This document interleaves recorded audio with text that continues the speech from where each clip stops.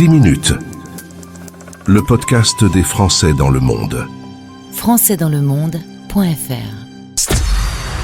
Prenons la direction de Sydney. Ah, ce n'est pas la capitale, La capitale politique est Canberra, la capitale culturelle c'est Melbourne. Sydney est bien la capitale économique. C'est autour du XVIIe siècle que les Anglais, les Français, les Néerlandais ont débarqué en Australie. Aujourd'hui, on va y retrouver Élise Léger, qui est conseillère des Français de l'étranger, qu'on a déjà reçue sur cette antenne et qui nous parle depuis Sydney. Bonjour Élise. Bonjour Gauthier. Le coup de la capitale, tout le monde se trompe, Tout le monde. c'est très commun et oui, c'est parce qu'on entend beaucoup plus parler de Melbourne et Sydney que Canberra. Alors toi, tu es originaire de Sarlat, nous voilà en Dordogne. À 3 ans, ton papa obtient un poste à l'étranger, tu vas pas mal te promener, tu as d'ailleurs des souvenirs. Maroc, Sénégal, Colombie, Pologne, Panama, des souvenirs même petites. Bah oui, parce que j'avais entre 3 et 11 ans, donc on a quand même plein de souvenirs. Et puis, souvenirs de mes camarades dans les différentes écoles. J'étais scolarisée évidemment dans certaines écoles françaises, dans ces pays. Donc c'était une chouette enfance. À 11 ans, retour en France, tu fais tes études classiques. Et puis, tu as envie de perfectionner ton anglais. Tu penses que ce serait bien de t'immerger un peu. Tu penses partir au Canada parce que c'est facile pour les visas, pour tout. Simplement, il y a un petit problème, c'est que t'es pas très fan du froid. Ouais, c'est exactement ça. Voilà, je voulais faire une thèse de doctorat et mon anglais conversationnel était assez bon. J'avais besoin d'un bon anglais académique pour pouvoir postuler pour un doctorat en anglais. Et donc avant d'aller m'enfermer au Canada pour plusieurs années, je voulais faire des études un peu de transition en quelque sorte pour écrire des dissertations, etc. De niveau master, mais en anglais. Et donc, ayant une amie en Australie, j'ai choisi de venir ici. Alors, tu vas en effet, grâce à cette amie, décider d'aller à Sydney et tu vas y poser tes bagages puisque tu y rencontres ton futur mari qui est néo-zélando-australien avec des parents du Sri Lanka. Comme souvent en Australie, ça vient d'un peu partout dans le monde. Oui, c'est extrêmement multiculturel. En particulier dans les grandes villes, il y a vraiment des gens qui viennent de tous les continents, du monde entier, avec des histoires folles, des mélanges assez incroyables. Donc oui, mon mari est né en Nouvelle-Zélande, de parents sri-lankais. Et à 10 ans a déménagé en Australie et puis est devenu australien par la suite. Donc lui il se considère néo-zélandais parce que c'est les années fondatrices de sa vie. Donc pour le sport, il soutient la Nouvelle-Zélande dans tout. Hockey, rugby, tout ce que tu veux. Alors à Sydney, on annonce 25 000 Français. On sait que souvent, entre ceux qui s'enregistrent et la réalité, c'est sans doute entre 25 000 et 50 000, ça fait quand même pas mal. On va tout de suite également signaler les PVT. Quand on est jeune, on peut faire un programme vacances-travail. 27 000 ont demandé en 2022 leur visa pour faire leur PVT. C'est super quand on est jeune et qu'on veut faire un PVT en Australie. Oui, absolument. L'Australie est un pays qui est habitué aux étrangers. Donc vraiment, on accueille tout le monde et il y a du travail aussi beaucoup. Ici, en ce moment, on est en plein emploi. Donc, c'est une super occasion pour des jeunes pour améliorer leur anglais, voir des endroits magnifiques. L'Australie est un pays qui a une nature absolument incroyable et très, très, très variée. Donc, je les encourage à le faire. C'est une opportunité en or. Alors, avec un petit warning quand même que tu m'as précisé avant de prendre l'antenne, si vous faites un PVT, assurez-vous, vous cassez une jambe, ça va vous coûter $40 000. Donc, c'est pas pour rigoler la santé. On n'est pas du tout dans le système français. Non, absolument. Il faut savoir que l'assurance maladie n'est pas obligatoire en ce moment. Enfin, elle est conseillée quand on fait notre visa, mais je conseille vraiment de la prendre parce que si vous arrive un accident, comme se casser une jambe, etc., on va vous faire payer les frais réels. Et en France, on ne connaît jamais les frais réels d'une hospitalisation, d'une opération. Et ici, vous ne serez pas protégé, vous n'avez aucune protection nationale. Si vous êtes australien, vous avez un système qui s'appelle Medicare, qui est pas forcément aussi bon toujours que la sécurité sociale, mais qui va couvrir pas mal de choses. Mais un PVT, malheureusement, ça ne couvre rien du tout et ça peut créer de très gros problèmes financiers. Alors, est-ce que je pourrais dire que Sydney et Melbourne, c'est pas vraiment pareil que tout le reste de l'Australie ? Oui, déjà ça fait partie les premières villes qui ont été vraiment construites par les colonisateurs en Australie. Elles sont du coup très grandes, très vastes, très étendues géographiquement, très multiculturelles avec vraiment des gens d'origine de partout. Ce sont un peu des bulles assez particulières. On a Brisbane qui grandit beaucoup, Perth aussi qui est complètement de l'autre côté sur la côte ouest. Mais voilà, les grandes villes qui lead, on va dire, le pays, c'est Sydney et Melbourne. Après, on est dans quelque chose de plus rural. Il y a même encore des aborigènes qui vivent dans certains lieux en Australie. On est dans une Australie là plus basique, un peu raciste, un peu homophobe. Ouais, malheureusement, il y a aussi déjà beaucoup de discrimination contre les aborigènes. Je vais dire des populations blanches qui ont conquis l'Australie toujours et c'est vraiment, oui, c'est malheureusement un peu le cliché est un peu une vérité, malheureusement. Ouais.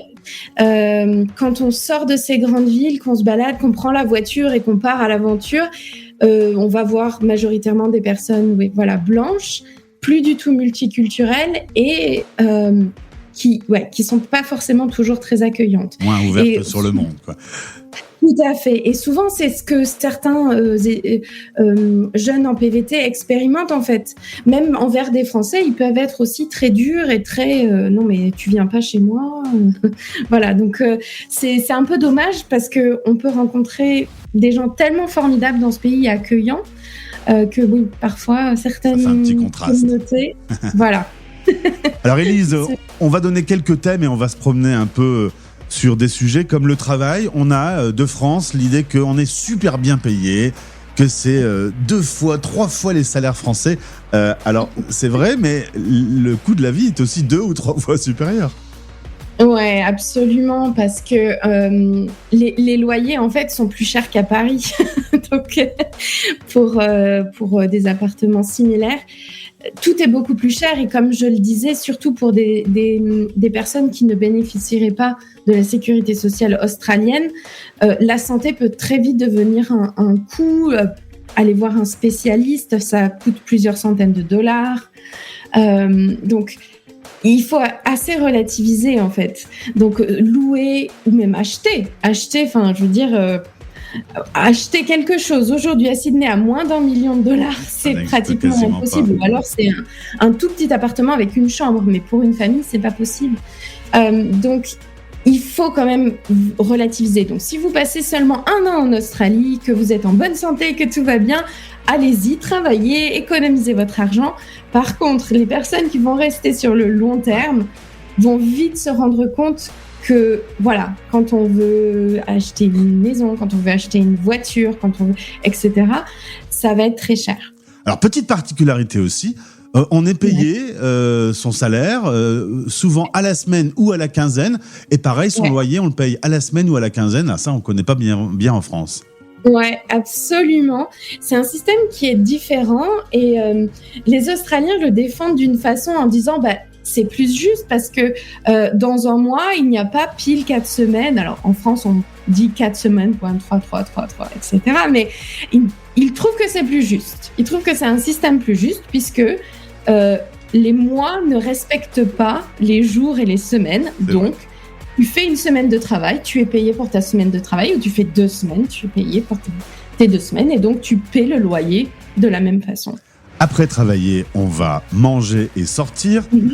Côté nourriture, c'est une nourriture qui vient du monde entier. Oui, parce qu'il n'y a pas vraiment de gastronomie australienne. Ils ont bien hérité de quelques petites choses anglaises comme les meat pies ou les sausage rolls. Mais il n'y a pas vraiment de gastronomie australienne, bien qu'il y ait de très grands chefs et très bons chefs australiens. Mais en général, ça va être beaucoup de pour ce qui est de la très haute gastronomie, de ce qu'on appelle les fusion food, la nourriture fusion, voilà. Ou alors, aller dans le restaurant thaï du coin qui va faire un super pad thaï, un super curry vert, etc., etc. C'est vraiment, là, on a de la chance, on peut goûter à toutes les nourritures du monde, et européennes aussi, grec, italien, libanais, français, tout ce que vous voudrez. Est-ce qu'il existe un quartier français à Sydney ? Non, pas vraiment. Puis même les restaurants français qui sont vraiment tenus par des Français, parce qu'il y a parfois un peu de branding de certains groupes, mais pour les restaurants vraiment tenus par des Français, ils sont un petit peu partout dans la ville. Il y en a même dans le nord de Sydney, il y en a un petit peu partout. Et puis il faut savoir que Sydney, c'est une ville qui est étendue sur à peu près 60 km. Donc, c'est très compliqué, voilà, de trouver un endroit où il n'y a que des Français, et aussi sachant que l'immigration française, si on veut la nommer comme ça, est arrivée de façon très tardive comparativement aux immigrations grecques, italiennes ou vietnamiennes, qui, elles, sont arrivées dans la première partie du XXe siècle, ou maximum années 60, on va dire. Voilà, 1900, dans les années 30 à 60, où là, ils se sont en effet assemblés au même endroit, parce qu'il n'y avait pas les réseaux sociaux, le téléphone de la même façon qu'aujourd'hui, etc. Donc, cet esprit de communauté existait beaucoup plus. Et donc, on peut dire, ah oui, Leichhardt, c'est le quartier des Italiens, il y a beaucoup de restaurants italiens, voilà, on sait que c'est là. Mais pour les Français, comme nous, c'est plutôt récent, on va dire années 80 pour les tout premiers, ou alors certains sont arrivés avant, évidemment, nos chers pionniers, on en a pas mal quand même dans notre communauté. Mais ouais, l'immigration française, je dirais, c'est plutôt les années 2000, vraiment plus massivement, on va dire, pour des gens qui restent, évidemment. Tu parles de la communauté française, il y a d'ailleurs une vie associative assez dense. Il y a des apéros, par exemple, REF, résidents expatriés francophones, plusieurs événements qui sont créés pour les Français qui débarquent dans cette grande ville. Oui, absolument. C'est de super initiatives de certains de nos Français qui sont ici. Donc, tu as mentionné voilà, les apéros des REF, Bastille Day. Donc, il y avait un grand festival au mois de juillet. Le week-end du 14 juillet avec des tonnes et des tonnes d'exposants de nourriture française ou de produits français, des concerts. Donc c'était vraiment l'occasion d'avoir une petite bouffée d'air français, bouffée d'air culturel. Et décidément, tu m'aides beaucoup dans les transitions, puisque ma dernière question, c'était liée à l'air et au climat. Quel temps fait-il à Sydney ? On est par rapport à nous, là, ici, dans notre studio à Lille, de l'autre côté du monde, c'est l'autre hémisphère, tout est inversé. Ouais, alors, tout est inversé déjà, les saisons, puisque c'est hémisphère sud. Quand c'est l'été en France, c'est l'hiver chez nous. Quand c'est le printemps chez vous, c'est l'automne chez nous, etc. Donc ça, c'est déjà un facteur. Ensuite, on a un autre facteur, c'est que même en été ici, à Sydney, il fait nuit beaucoup plus tôt qu'en France. Et je vais t'expliquer pourquoi, parce qu'en fait, la Terre n'est pas droite, son axe n'est pas droit, il est légèrement penché, et donc l'hémisphère sud est un tout petit peu plus près du Soleil que l'hémisphère nord. Et le maximum qu'on puisse avoir à Sydney, c'est jusqu'à 20h l'été. Ça fait très tôt. Après, il fait noir. Ouais, à 20h, c'est terminé, il fait noir, alors qu'en France, pour vraiment qu'il fasse noir, on arrive 10h30, 11h, facile. Surtout dans le sud. Et est-ce qu'il fait très chaud ou très froid ? Pas à Sydney. Alors, il peut faire très chaud si on est un peu dans les terres. Si on est plus sur la côte de Sydney, ça reste un climat océanique, il y aura du vent, donc ça reste supportable. L'hiver, le principe, c'est qu'il ne fera jamais en dessous de 0. Et les voitures vont geler, 2 jours par an, 3 jours par an maximum. On risque d'atteindre le 0 2 ou 3 jours par an, mais pas plus. Il fait assez frais, il fait 8-9 degrés le matin, 16-17 l'après-midi. La seule grande différence, c'est qu'en fait, le soleil est beaucoup plus chaud. Encore une fois, à cause du fait que la Terre soit un petit peu penchée, nous sommes plus près du soleil que la France, et donc notre soleil d'hiver est un soleil chaud. Donc on peut être en t-shirt même à 17 degrés. parce que ça cogne. Élise, on rappelle que tu es conseillère des Français de l'étranger et le dernier message que tu voulais passer dans cette interview, c'était inscrivez-vous lorsque vous arrivez à Sydney ou en Australie, inscrivez-vous auprès de l'ambassade, il faut le faire, c'est important.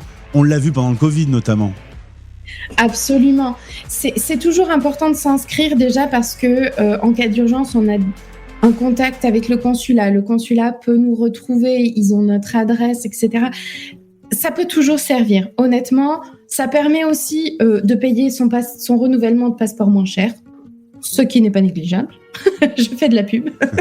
Mais non, c'est vraiment important. Et plus il y a de Français inscrits, plus le ministère des Affaires étrangères nous considère et envoie du personnel au consulat. Donc, pensez-y aussi pour tous ceux qui se plaindraient de la lenteur, etc.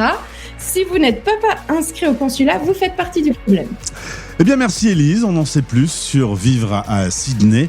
Au plaisir de te retrouver sur cette antenne. Mais merci beaucoup à toi, Gauthier. À très bientôt.